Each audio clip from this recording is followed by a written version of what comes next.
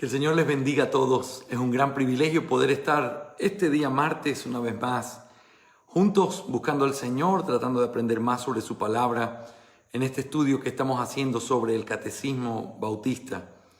Y quisiera que en esta noche me permitan darle gracias al Señor, poder ir en oración y pedirle a Él que en su bendita misericordia podamos ser enseñados por su palabra, podamos ser guiados a conocerle mucho más y de manera más profunda a través de estas verdades maravillosas que podemos recordar a través de las preguntas del catecismo.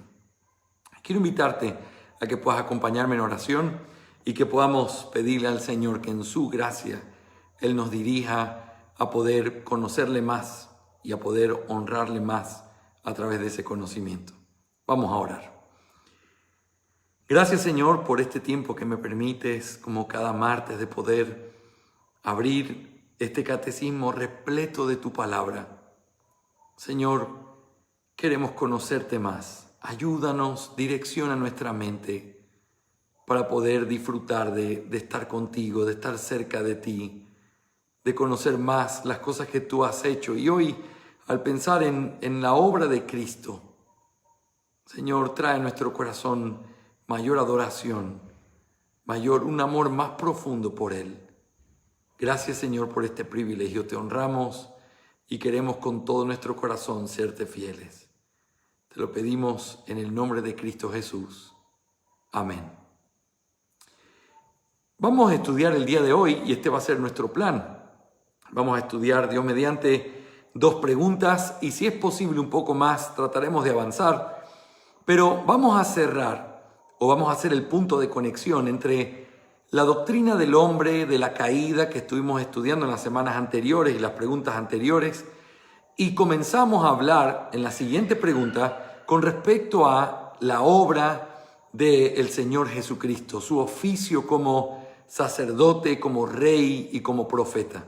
Así que estamos en un momento importante, estamos saliendo de entender la condición pecaminosa de la humanidad, estamos entendiendo la condición deplorable en la que la humanidad se encuentra y estamos caminando hacia lo que tiene que ver con la obra del Señor Jesucristo como ese mediador entre Dios y los hombres. Así que estamos en la pregunta 23 del Catecismo Bautista y yo voy a profundizar un poco más a través de las preguntas que hizo Benjamin Bedom con respecto a estas mismas preguntas, a través de explicar qué es lo que esta doctrina significa. Así que empiezo en esta noche mirando la pregunta 23, que es la siguiente. ¿Dejó Dios que toda la humanidad pereciera en el estado de pecado y miseria? La semana pasada analizábamos el estado de miseria en la que el hombre está, un estado deplorable completamente, un estado del cual si Dios no hace algo, estamos completamente perdidos. Pero entonces, en medio de ese estado de miseria, la pregunta que ahora levantamos es, ¿pero Dios dejó que toda la humanidad pereciera en ese estado de miseria? Y entonces, esto es lo que dice el catecismo y lo que responde a esta pregunta. Dios, habiendo elegido a algunos para vida eterna, por su puro beneplácito, desde toda la eternidad hizo un pacto de gracia para librarlos del estado de pecado y miseria e introducirlos en un estado de salvación por medio de un Redentor. Así que, ¿dejó Dios que toda la humanidad pereciera en ese estado de miseria y pecado? No. Dios escogió desde antes de la fundación del mundo para vida eterna, según su beneplácito, desde la eternidad, a través del pacto de gracia que hizo. Él permitió que hombres salieran de ese estado de pecado y de miseria y fueran introducidos en un nuevo estado, un estado de salvación por medio de un Redentor. Así que vamos a hacer las siguientes preguntas con el propósito de entender profundamente cada uno de estos detalles de esta respuesta que el catecismo nos da. En primer lugar, ¿será recuperada una parte de la raza humana de las ruinas de la caída? ¿Será que dentro de ese cuadro terrible que mirábamos hay una parte de la humanidad que va a ser rescatada? Y la respuesta es sí. En Romanos 9:27 se nos recuerda que el remanente será salvo. Cuando uno estudia, por ejemplo, o lee los profetas del Antiguo Testamento, es interesante ver dos cosas claves que siempre se repiten. Número uno, lastimosamente por la desobediencia del pueblo, lastimosamente por el pecado de Israel, siempre vemos cómo Dios advierte lo que va a suceder y les dice, y va a venir calamidad y los voy a repartir por todos los rincones de la tierra y van a sufrir y va a venir este y aquello esto es lo que va a suceder para ustedes. Pero luego inmediatamente y en medio de la misma forma de hablar, dice, pero no me olvidaré para siempre, sino que finalmente habrá un remanente y entonces Jerusalén será reconstruida y entonces mi gloria será otra vez manifestada. Es muy interesante cómo a través de la figura del pueblo de Israel en el Antiguo Testamento se puede ver la luz gloriosa de la esperanza que Dios le ha dado a la iglesia desde el principio. Aunque Israel fracasó en guardar el pacto que Dios hizo con su pueblo escogido es un pacto inquebrantable.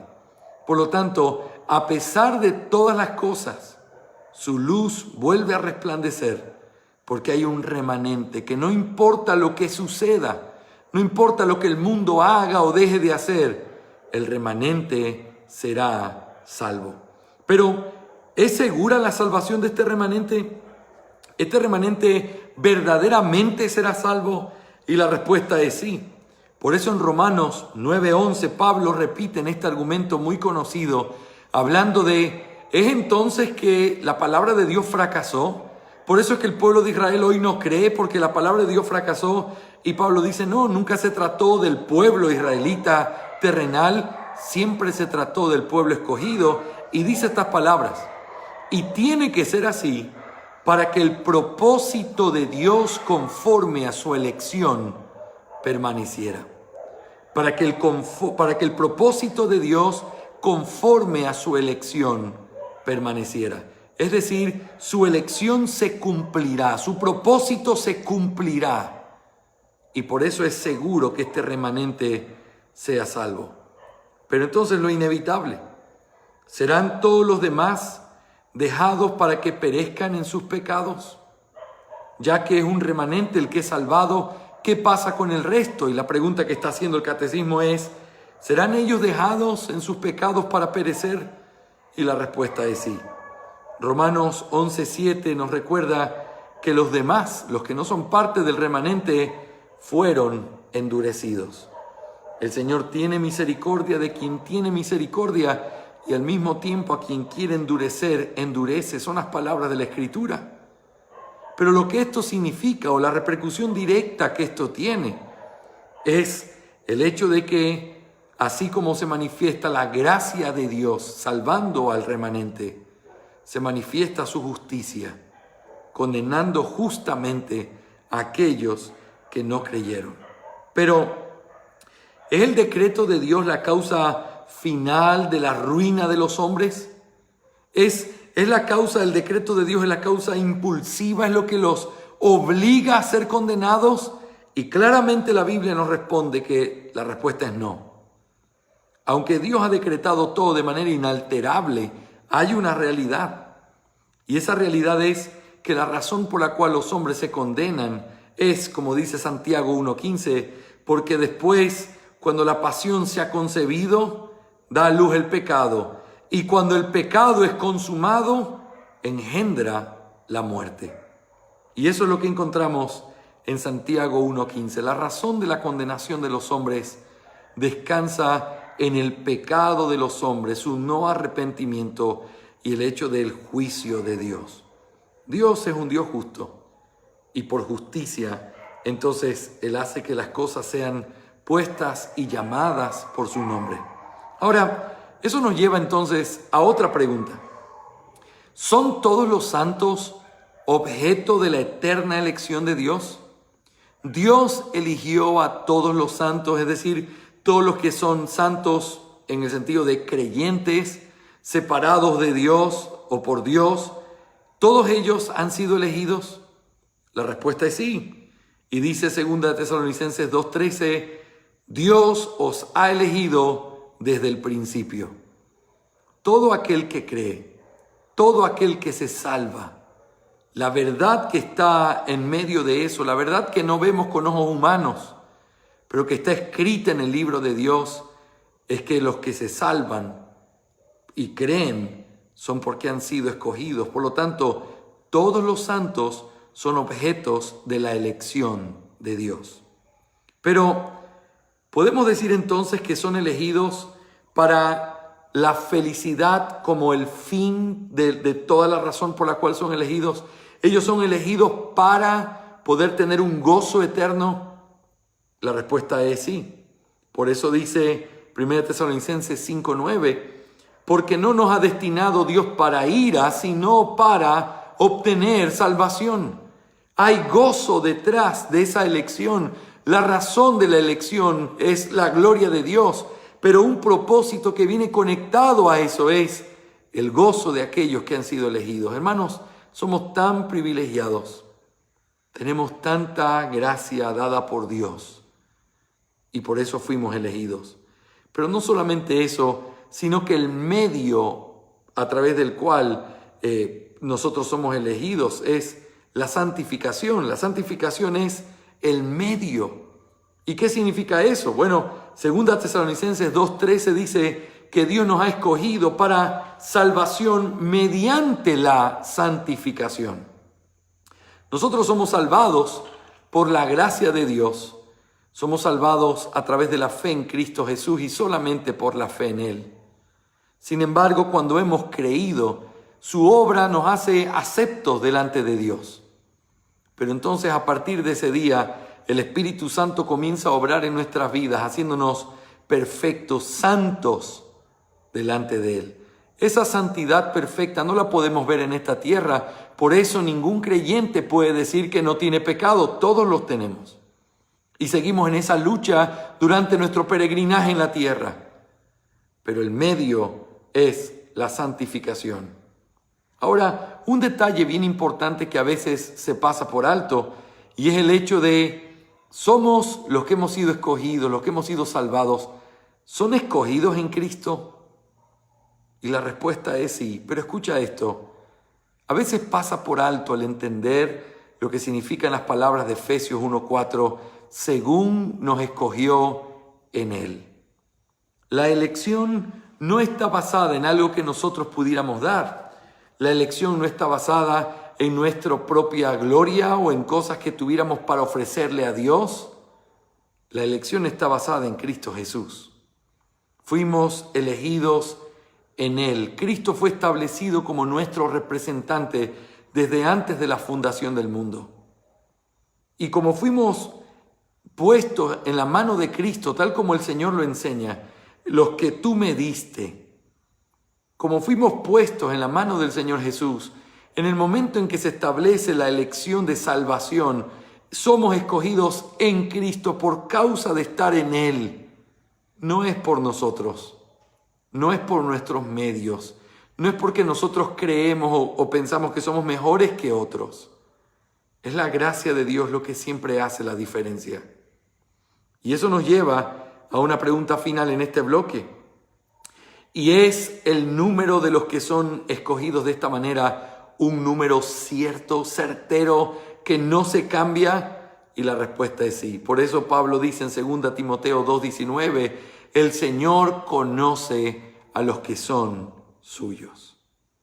Así que ese número es inquebrantable. Los que el Señor ha escogido, el Señor los salva eternamente y para siempre. Ahora, el decreto de la elección, en un sentido comparativo, ¿se extiende solo a unos pocos? Cuando hablamos de los elegidos, ¿estamos hablando de pocos? Bueno, si los comparamos con toda la masa de hombres que han vivido en la tierra, la respuesta es sí. Por eso Mateo 22:14 dice, son pocos los escogidos. Son pocos. Pero cuando nosotros hablamos de la extensión en comparación, si hablamos de todos los hombres y quienes son escogidos, diríamos son pocos. Pero la verdad es que el número no es poco, porque dentro de estos pocos se extiende estos pocos a hombres de toda raza, de toda tribu, de toda lengua y de toda nación. Eso es lo que nos enseña Apocalipsis 5:9, donde dice que el Señor ha comprado para Dios a gente de toda raza, toda lengua, todo pueblo y toda nación. Así que sí, al compararlos con toda la masa de humanidad que ha existido en la tierra, los elegidos son pocos, por así decirlo. Pero cuando tú miras la figura que aparece en Apocalipsis, de que son incontables, de que son miles de miles, estamos hablando de que son gente de todo pueblo, toda tribu, toda lengua y toda nación. Y podemos decir que dentro de ese pueblo escogido se encuentran algunos de los más grandes pecadores. Sí, por eso cuando se habla de Pablo se dice que él era un instrumento escogido, así como fue como el Señor habló de él. Atiéndelo porque esto es un instrumento escogido. Pero Pablo mismo, cuando contaba su testimonio, cuando hablaba de su misión en la tierra, él decía, esta es una palabra digna de ser aceptada. Jesucristo vino a morir por los pecadores y él dice, de los cuales yo soy el primero. Es decir, yo soy el más grande de los pecadores. Y cuando pensamos en la vida de Pablo, aunque fue un hombre dulce y precioso cuando fue salvado, la verdad es que fue un hombre vil, ruin en su vida antes de Cristo. Fue un perseguidor de la iglesia. No solamente los perseguía, sino que consentía en que los mataran. También hacía que blasfemaran el nombre de Cristo. Pablo, un hombre blasfemo, un hombre enemigo de la fe, un enemigo de Cristo, llegó a ser un instrumento escogido solamente por una razón, porque el Señor lo escogió desde antes de la fundación del mundo. Dentro de estos escogidos, que son pocos en comparación con toda la humanidad, pero que al mismo tiempo son miles de miles, están dentro de ese grupo los más grandes pecadores que han existido en la tierra, los cuales Dios ha salvado. Pero podríamos decir también que dentro de esa masa de hombres que han sido escogidos, están todos aquellos que están dispuestos a venir a Cristo. Es decir, dentro de los escogidos están aquellos que quieren venir a Cristo voluntariamente. La respuesta es sí. Por eso el Señor dice, el que a mí viene, de ningún modo lo echo fuera.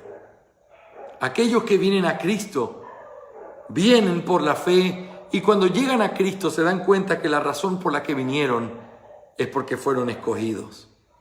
No porque iban a creer, sino para que creyeran. Y eso es un asunto importantísimo. Eso nos lleva a defender este criterio que a veces, por ser una doctrina que a veces pudiera tener algunos conflictos en la mente de algunas personas, dicen, claro, es que no es justo. Imagínate que en el cielo hayan personas que quieren ser salvas, pero al tratar de ser salvas, simplemente Dios les va a decir, no, yo no los escogí, ustedes quieren ser salvos, pero yo no quiero que sean salvos. Mis hermanos, no es así como funciona. No es así como es. Estamos partiendo y todo aquel que tiene ese criterio parte desde una perspectiva completamente incorrecta. No es que algunos quieren pero Dios no quiere. No, nadie quiere. Nadie está interesado. Nadie busca a Dios. Pero cuando alguien busca a Dios, es porque Dios lo buscó primero. Por eso podemos decir con toda libertad que aquellos que vienen a Cristo son parte de aquellos que han sido escogidos y que están en la masa de esos pocos escogidos que son miles de miles de toda lengua, raza y nación. Eso nos lleva a una última pregunta en este bloque. Entonces, ¿es esto un estímulo para utilizar los medios que Dios ha establecido? ¿Cuáles son los medios? Bueno, los medios son el Evangelio, los medios son la predicación del Evangelio, la oración. Los medios son el arrepentirte y creer. Algunas personas podrían decir, pastor, yo entiendo bien la elección, entiendo bien todos estos temas, pero hay un tema que yo no entiendo. Yo quiero ser salvo, pero todavía Dios no ha hecho su obra en mí. Yo quiero ser salvo, pero creo que no he sido un escogido porque Dios no ha hecho esa obra en mi corazón. Yo quiero decirte algo bien importante en esta noche. El recordar lo que estamos diciendo tiene que ser un motivo de estímulo para que tú busques los medios que Dios estableció. Lo que eso significa es que tú no puedes decir, es que Dios no me ha tocado. No, lo que tú tienes que saber es que tienes que arrepentirte y creer. Dios es quien toca y salva, pero Dios utiliza los medios que Él ha establecido. Y esos medios son la predicación del Evangelio, el poder de su Espíritu y el hecho de que un pecador se arrepienta y crea. Por eso tenemos que recordar las palabras del Señor en Lucas capítulo 13, versículo 24. Esforzaos por entrar por la puerta estrecha. No te quedes con pensar que la salvación es una puerta estrecha, lo es. Y es el camino estrecho y angosto. Pero esto es lo que Dios dice para ti en esta noche. Esfuérzate por andar por ellos. Esfuérzate por entrar. Esfuérzate por caminar por el camino angosto. Eso significa que no se puede ser negligente diciendo, yo quiero ser salvo, pero todavía Dios no ha hecho su parte. No, Dios ya hizo su parte. Tú tienes que abrazarte de los medios que están a tu alcance hoy para poder obtener esa salvación. Tienes que creer en Él y tienes que arrepentirte. Nunca justifiques tu falta de fe o arrepentimiento diciendo, es que Dios no ha hecho su parte. No, eres tú el que tiene que esforzarse por entrar. ¿Y sabes qué es lo hermoso? Que cuando nos damos cuenta de que nos hemos esforzado por entrar y de pronto nos damos cuenta que hemos creído y nos hemos arrepentido y que Cristo es el todo de nuestra vida. Cuando tú comienzas a pensar que tú lo buscaste, te das cuenta que Él te buscó primero. Es como cuando uno piensa en la historia de Zaqueo. Zaqueo pensaba que hacía mucho en subirse en ese árbol para tratar de mirar a Jesús pasar. Pero cuando el Señor pasó delante de Zaqueo, lejos de sorprenderse por lo que Zaqueo estaba haciendo, Él ya tenía un plan mucho más sofisticado. Zaqueo, bájate. Porque, usando mis propias palabras, yo vine hasta aquí, no para que tú me vieras solamente, sino porque yo voy a cenar en tu casa. Cuando uno piensa que comienza a buscar a Dios, se da cuenta a través de su palabra que Dios ya nos había encontrado hace muchos años atrás. El punto es, nunca podemos justificar nuestra falta de fe en no hacer lo que tenemos que hacer. El Evangelio está delante de ti. Escoge la vida o la muerte. No hay otra opción. No hay excusa. No hay alguna razón con la que tú pudieras decir, no, lo que pasa es que no, simplemente hoy no puedo, el Señor no me ha salvado todavía. Hoy te quiere salvar, pero tienes que creer, porque no hay otra manera. Eso nos lleva a un segundo bloque de preguntas. Estamos hablando el hecho de que Dios ha tenido misericordia y no ha dejado a toda la humanidad en ese estado de pecado y de miseria que estábamos mirando la semana anterior, sino que los ha introducido a algunos, por causa de que los ha elegido desde antes de la fundación del mundo, los ha introducido en un estado de salvación a través de Cristo. Así que estamos hablando de eso en esta noche. ¿Está el decreto de la salvación fundamentado en la voluntad soberana de Dios? La respuesta es sí. Por eso Romanos 9:15 nos recuerda, tendré misericordia del que yo tenga misericordia. La elección no es producto del elegido, sino de aquel que elige. La elección no es por causa del que es elegido, sino solamente por la voluntad soberana del que elige. Eso nos puede llevar a conectar la idea con claridad de que cuando uno reconoce que es un elegido, no se está jactando de algo que sea suyo o de algo que él logró, sino de la gracia misericordiosa de Dios que me miró a mí y tuvo misericordia de mí, a pesar de mí. La elección soberana de Dios no está basada en el hombre, sino en su voluntad soberana. Eso me lleva a una pregunta más.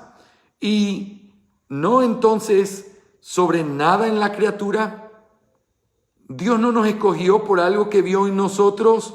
No, recuerda las palabras del Señor a sus discípulos. Vosotros no me escogisteis a mí, sino que yo os escogí a vosotros. Juan 15:16. Es interesante y quiero ilustrar esto que siempre repito cuando hablamos de este punto.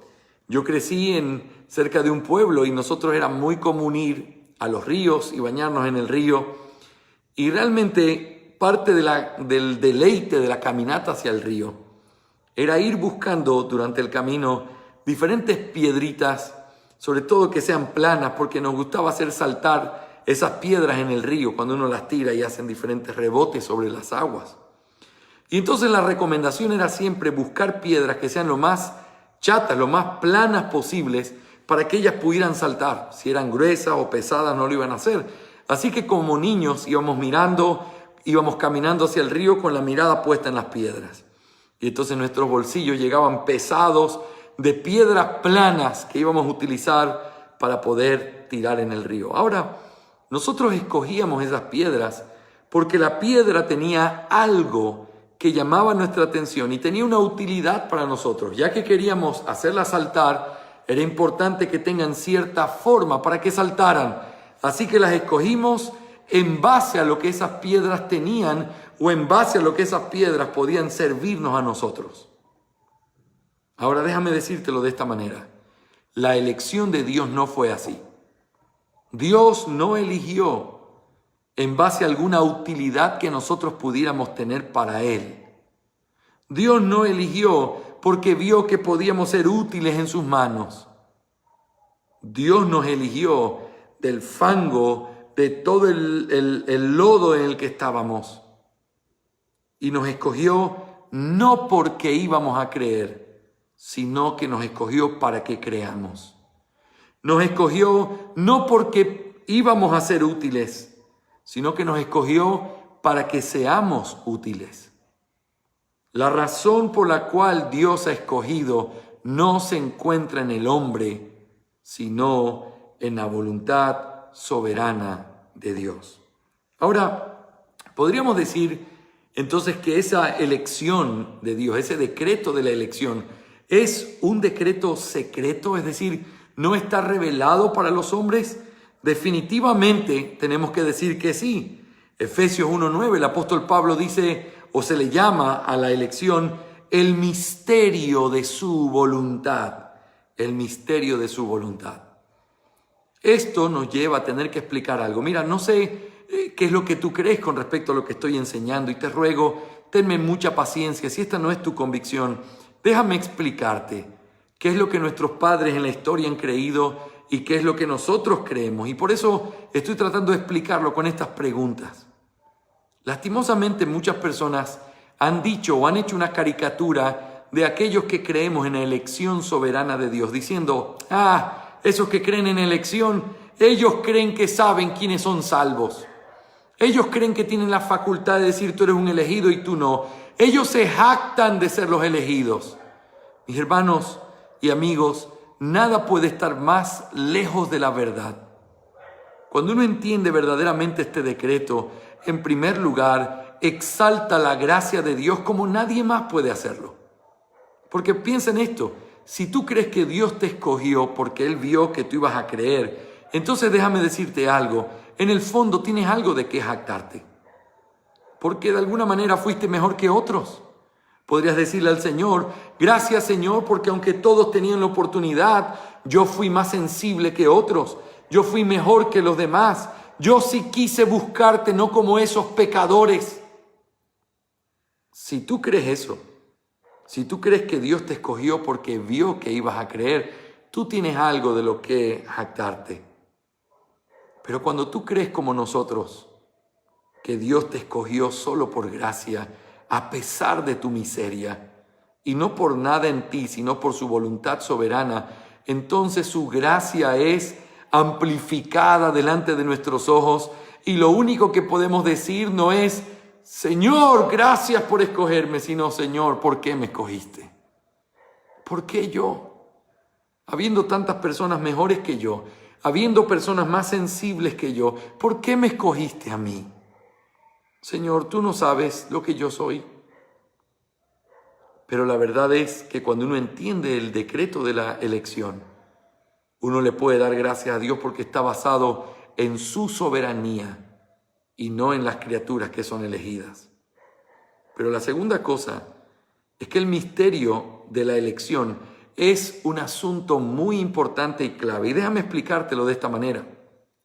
Decía el gran Spurgeon que si todos los elegidos de Dios tuvieran un punto azul o amarillo en su barriga, entonces solamente tendríamos que decirle, mira, levántate la camiseta y déjame mirar. Si tú tienes el punto, te voy a predicar hasta que creas en Cristo porque tú vas a creer. Pero la verdad es que los elegidos no tienen nada que pueda identificarlos como elegidos cuando uno los ve simplemente con sus ojos externos. La elección es un misterio. La elección es un misterio tan serio y tan oculto para los ojos nuestros que el Señor nos manda a predicar el Evangelio por toda la tierra para que aquellos que van a creer, crean.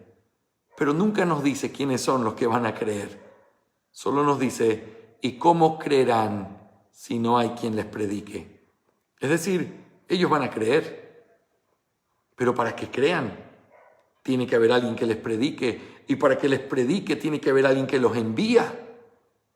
Por lo tanto, nunca permita que se diga que creer en la elección significa que no tenemos que predicar el Evangelio, que creer en la elección significa que no tenemos que ir por el mundo hablando de la verdad de Cristo. Es todo lo contrario. No sabemos, no tenemos ninguna sola pista de quién es un elegido de Dios. Lo que sí sabemos es lo que la Biblia dice: todo elegido será salvo, porque finalmente el Señor lo salvará por su gracia, trayéndolo en verdadero arrepentimiento y fe. Pero tienes que saber esto: aunque todo elegido será salvo, la forma en la que será salvo es a través de la locura de la predicación. Por eso tenemos que predicar todos los días hasta el final. Por eso tenemos que predicar el Evangelio bendito de la gracia de Dios constantemente hasta el último día. Sí, pastor, pero es que yo le he predicado a mi padre y él no quiere escuchar el mensaje.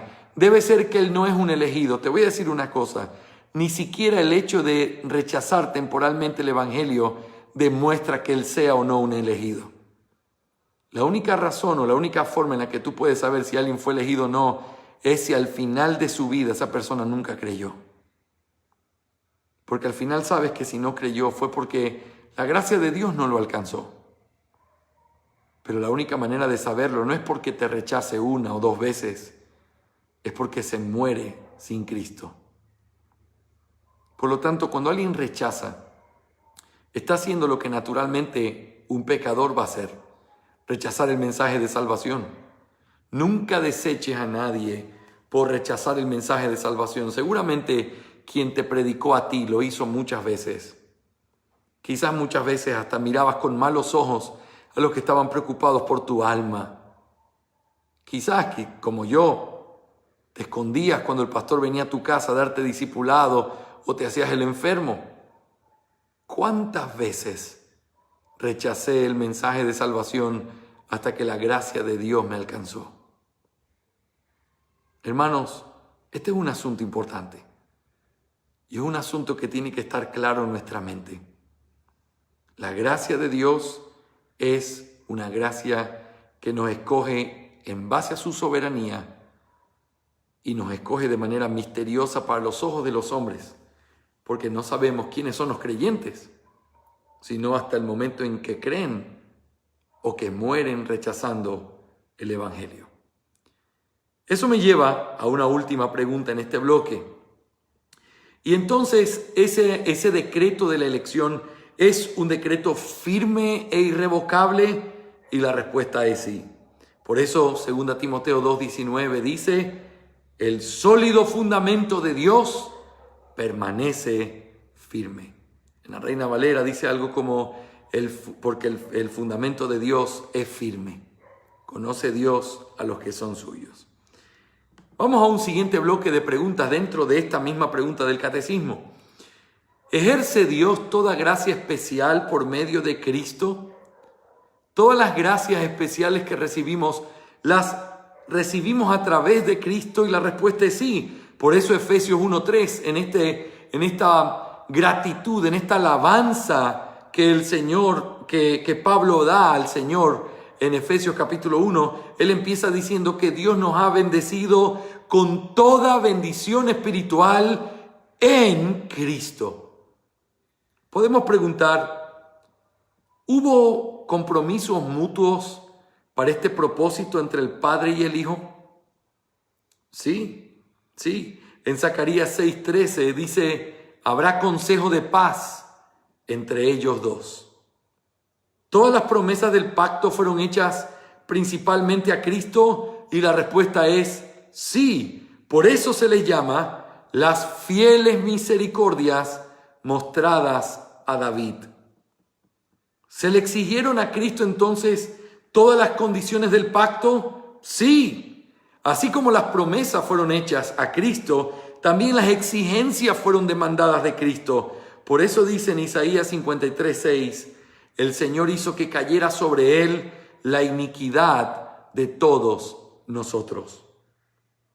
¿Tomó Cristo de manera voluntaria la obra de nuestra redención?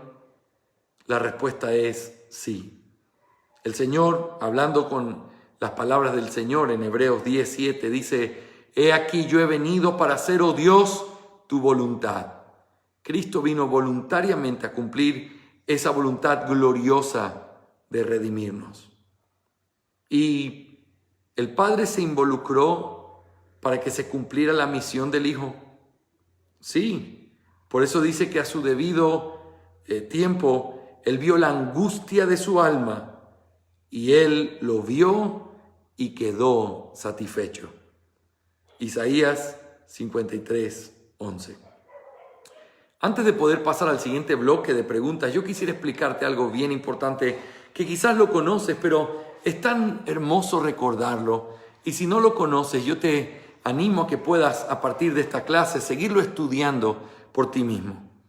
Cuando nosotros hablamos de nuestra salvación, y estamos hablando de eso en esta pregunta del catecismo, cuando hablamos de la salvación, nosotros estamos hablando de un asunto sumamente importante. Porque estamos hablando de algo que no tiene que ver con simplemente el tiempo, sino que es algo que sucede en la eternidad. Escucha esto con cuidado. En la eternidad, el Padre y el Hijo y el Espíritu Santo tuvieron un consejo de paz o un pacto de redención entre ellos. En ese pacto, que lo vemos y lo conocemos porque dice que fuimos escogidos antes de la fundación del mundo, que el Cordero fue inmolado antes de la fundación del mundo. Todas estas cosas sucedieron antes de que el tiempo existiera, sucedieron antes de que cualquier cosa existiera, incluso los ángeles, no había nadie más que el Dios Trino. Y en esa asamblea solemne de la Trinidad, en esa reunión intratrinitaria, por decirlo así, tratando de ilustrarlo, entonces, el Padre hace un pacto con Cristo. En ese pacto se establecen, en primer lugar, el hecho de las condiciones del pacto. Y en segundo lugar, se establecen todas las bendiciones del pacto. Se le ofrece una exaltación al Hijo, una gloria que Él tendría a través de un pueblo que le daría gloria. Todo eso antes de la fundación del mundo. El Hijo recibe la promesa de la gloria que recibiría a través de este pueblo que el Padre le está poniendo en su mano. Este pueblo puesto en su mano, entonces, a través del decreto de Dios, este pueblo caería en pecado, al igual que cayó toda la raza de Adán. Dentro de la raza de Adán estaba el pueblo que Dios le había puesto en la mano a su Hijo antes de la fundación del mundo. Dentro de los descendientes de Adán están estos que son de Cristo desde antes de la fundación del mundo y ellos también caen en Adán. Al caer en Adán, las demandas del pacto roto tienen que ser pagadas porque esos hombres que cayeron en Adán al ser de Cristo, entonces caen en una infracción que tiene como consecuencia la muerte. Y entonces Cristo asume la culpa de todos aquellos que eran suyos desde antes de la fundación del mundo y viene a pagar por ellos para poder redimirlos de esa condenación que merecían por causa de haber quebrantado el pacto. Ahora, esto es interesante y se puede ilustrar de esta manera, y quiero citar las palabras de mi amado amigo y pastor Jeffrey Johnson. Siempre cuando él habla de esto, él explica una historia que una vez le pasó con su familia. Estaba con su esposa y con uno de sus hijos en una tienda de antigüedades. Y dice que entonces su hijo era muy pequeño. Y dice que entonces, mientras estaban ahí, su hijo hizo caer una de las lámparas que habían ahí, más feas, pero al mismo tiempo de las más caras. Y entonces se quebró. Y él dice en forma graciosa, tenía solo algunas opciones, pero me decidí por la más correcta. Una de las opciones que tenía era salir corriendo y que mi hijo viera cómo pagara eso que rompió. Pero él dice, claro que eso no fue lo que hice. Como él me representa, porque yo soy el responsable por él, lo que él rompió, yo tuve que pagarlo. Esa es la razón por la cual nosotros podemos estar completamente seguros que lo que se hizo en la cruz es un asunto completamente justo. No es un asunto de injusticia, no es un asunto de una impunidad, no, todo lo contrario, es una justicia que tiene que ver con el hecho de que los que estábamos en Cristo, que éramos de Cristo desde la eternidad, caímos en pecado quebrantando el pacto, y Cristo, que es aquel que es nuestro representante, entonces toma nuestra responsabilidad, la asume como suya con toda justicia, cumple y paga por ella, y al mismo tiempo cumple todas las exigencias del pacto. En su vida y en su muerte paga todo lo que nosotros rompimos. A través de su vida, a través de su sacrificio, a través de lo que Él hizo, es que nosotros podemos tener vida eterna. Nuestra salvación no es un asunto pequeño, no es un asunto ni siquiera temporal. Es un pacto entre el Padre y el Hijo. Es un pacto eterno. Es un pacto que se cumplirá inquebrantablemente.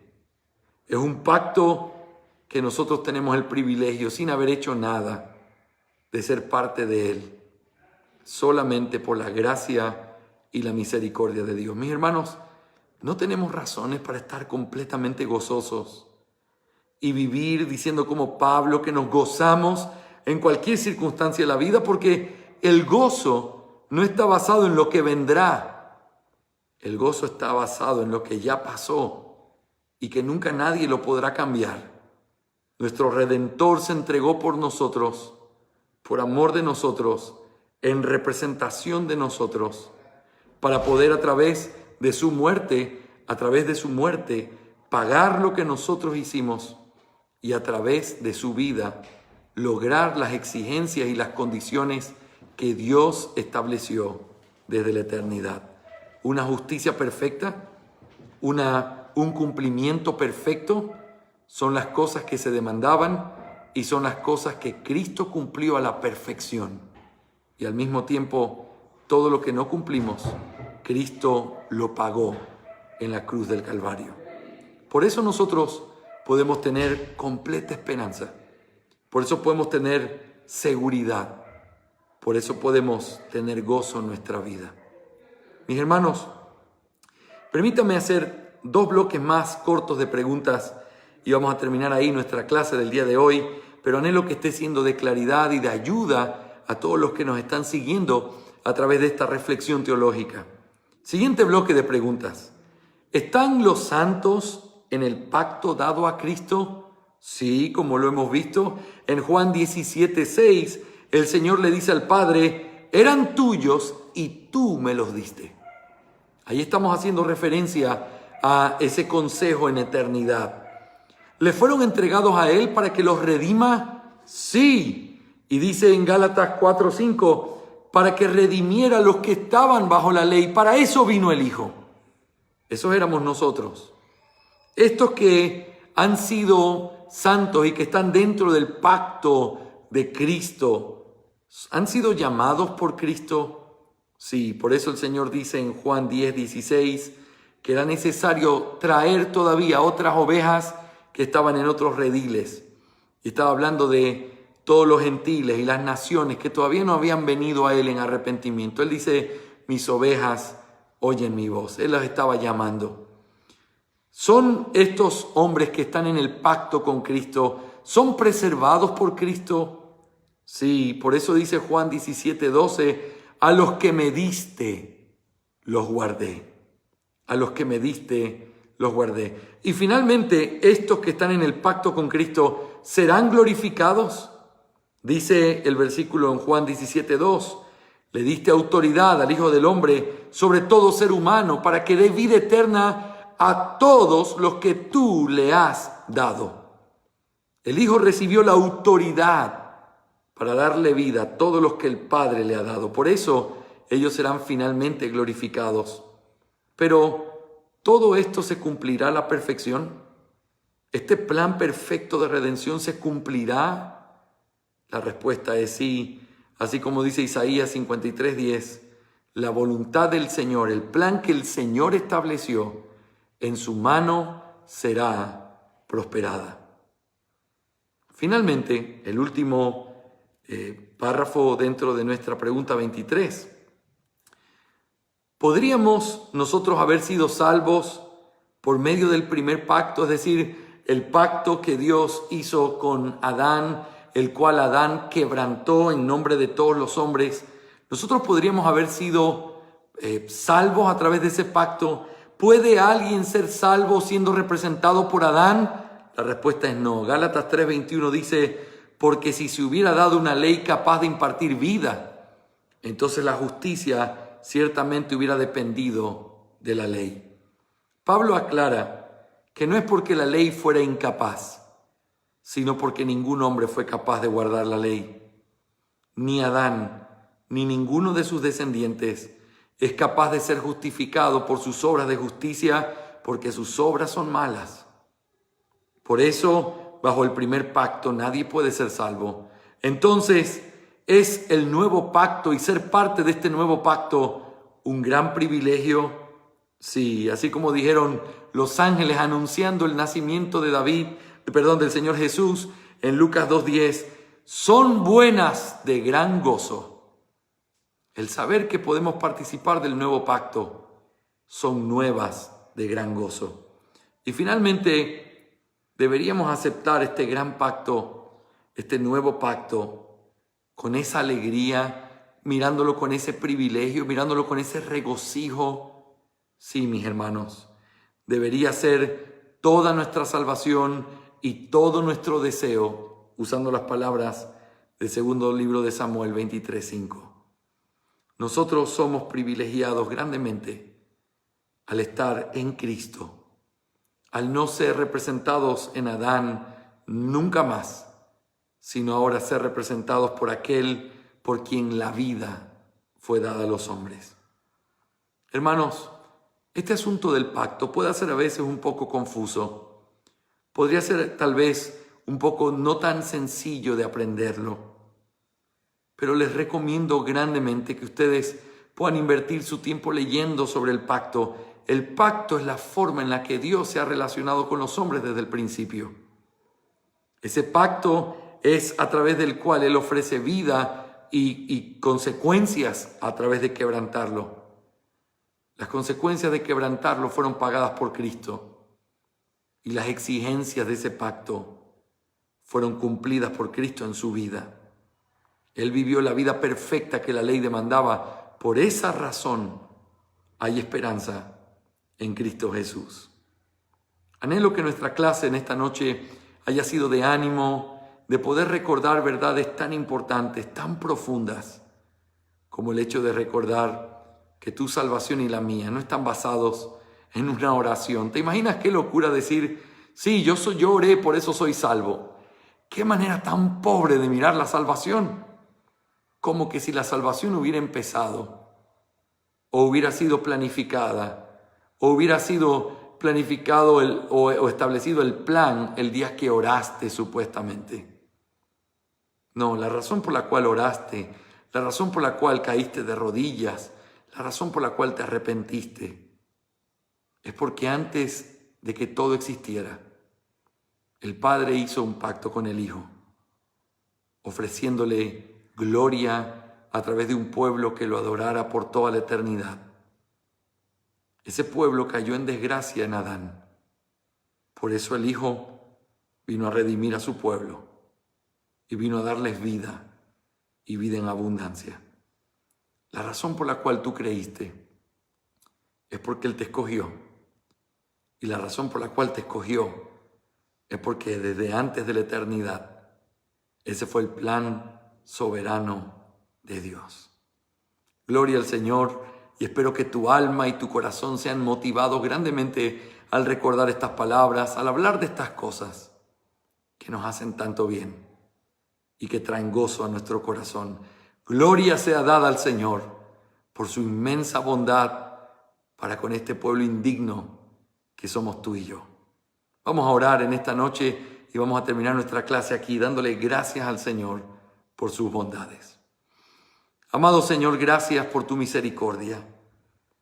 Gracias porque solo en ti, solo en Cristo, es que podemos tener vida eterna.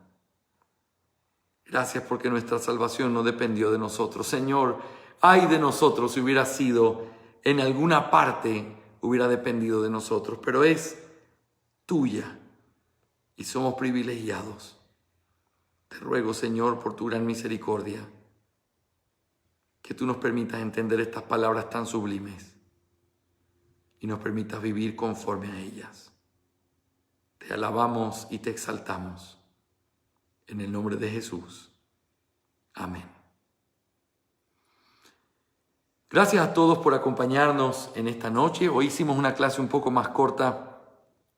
Espero la próxima semana poder empezar a las 7 para tener 1 hora y media y poder estudiar algunas cosas más. Pero anhelo que con lo que hemos visto el día de hoy sea suficiente para que nuestra alma esté completamente satisfecha, esté llena de alegría al saber lo que somos en Cristo. Y gloria al Señor, que Él no nos dejó en nuestro estado de muerte, en nuestro estado de miseria y pecado, sino que nos trajo a un estado de vida eterna en Cristo Jesús. Quiero pedirles que oren por mí. Estoy trabajando en la traducción de este catecismo ya desde hace algunos meses y entonces me he propuesto terminarlo en el próximo mes, las 114 preguntas, y les ruego que oren mucho por mí. Hay mucho para hacer, mucho para traducir, pero realmente esto trae tanto gozo a mi alma y sé que va a ser una herramienta importante, muy útil también para nuestras iglesias, para nuestra gente, para ustedes y para nosotros aquí en Santo Domingo. Y anhelo que el Señor nos siga dando gracia, vida, salud, para seguir haciendo lo que Él nos ha llamado a hacer. Mis hermanos, reciban un abrazo grande con todo nuestro amor en la Iglesia Bautista de Gracia Soberana. Es un privilegio que nos acompañen cada semana y queremos que sepan que estamos orando para que el Señor utilice estas clases sencillas, prácticas, pero que puedan traer a nuestro corazón alegría, certeza y gozo en nuestra salvación. A Él sea la gloria y que la gracia del Señor sea con todos ustedes. Amén.